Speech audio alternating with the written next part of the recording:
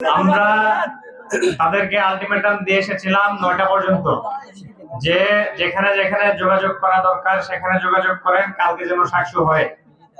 তো এই প্রেশার আসলে আমরা গত পরশু দুপুর থেকেই দিয়ে আসছি যে অ্যাটর্নি জেনারেল সহ যেখানে যেখানে যোগাযোগ করা দরকার যোগাযোগ করতে, কিন্তু তারা আসলে যেভাবে যোগাযোগ করা দরকার ছিল তখন সেভাবে যোগাযোগ করে নাই। তো এই আজকে দুপুর থেকে আটকে রাখার পরে অল্প কিছু নাড়াচাড়া তাদের মধ্যে হয়েছে আর কি। অ্যাটর্নি জেনারেলের সাথে যোগাযোগ হয়েছে, তারপর হচ্ছে ওনারা শিক্ষা উপদেষ্টার সাথে যোগাযোগ করেছেন, আইন উপদেষ্টার সাথে যোগাযোগ করেছেন, এরপর হচ্ছে এই প্রধান উপদেষ্টার সাথে যোগাযোগ করার চেষ্টা করেছেন, যদিও সেটাও পারেন নাই।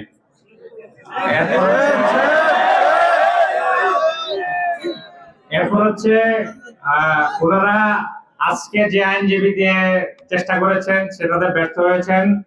এখন হচ্ছে ওনারা বড় আইনজীবী খুঁজতেছেন। সামনে আসলেন, তাশরিফ আনলেন, বসলেন, আমরা আলোচনা শুরু করলাম। বহুত ফায়দা হলো এবং কোনো ফায়দা হলো না। আমরা একটু শোনার চেষ্টা করি ভাই, প্লিজ একটু শোনার চেষ্টা করি। তারপরে তারা আসার পরে যথারীতি তারা তাদের প্রতিদিনের বয়ান করতে শুরু করলেন, কিন্তু আমরা বললাম কোনো বয়ানের দরকার নাই, কিছু ওজিফাদের আমরা আমল করি। সেই জায়গা থেকে তারা তাদের কাছে আমরা যেটা জানতে চাইলাম, ভাই একটু শুনি প্লিজ, সেটা হচ্ছে তারা বললেন তারা প্রথমত আইনজীবী খুঁজতেছে, আমাদের সন্ধানে ভালো আইনজীবী থাকলে জানাইতে।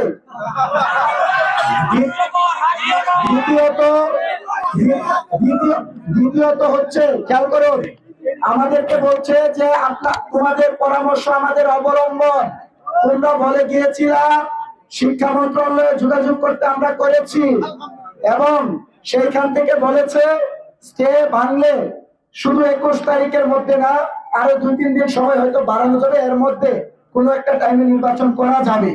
এখন স্টে ভাঙার চেষ্টা আপনারা করেন, এটা বলছে শিক্ষা মন্ত্রণালয় থেকে।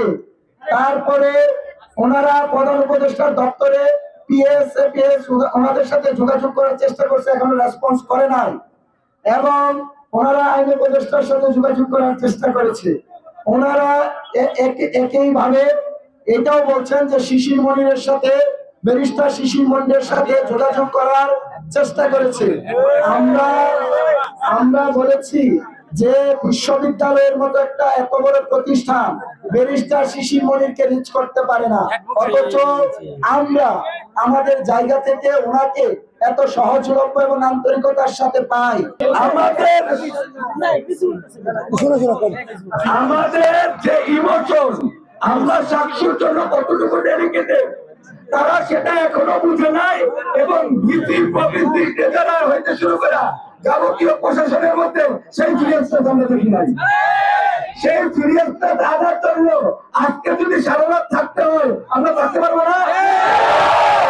কথা দিতে হবে, এই যে আমরা জনসমুদ্র দেখতে পাচ্ছি, এটা সবাই একজন এখান থেকে চলে যাওয়া যাবে না। আপনারা যদি এই কমিটমেন্ট দেন যে সারা আপনারা যে অবস্থায় হোক এখানে থাকবেন, তাহলে আমরা 2 নম্বর যে কর্মসূচি আছে সেটাই ঘোষণা করে দেবো। কমিটমেন্ট দিতে হবে যে পর্যন্ত তারা সিরিয়াসলি যোগাযোগ করে। দেখেন ভাবি তো এরকম হয়েছিল না, সেই সময় ভাবির রুচি বলেছিল যে যেভাবেই হোক সেই রকম একটি স্টেটমেন্ট পাই না।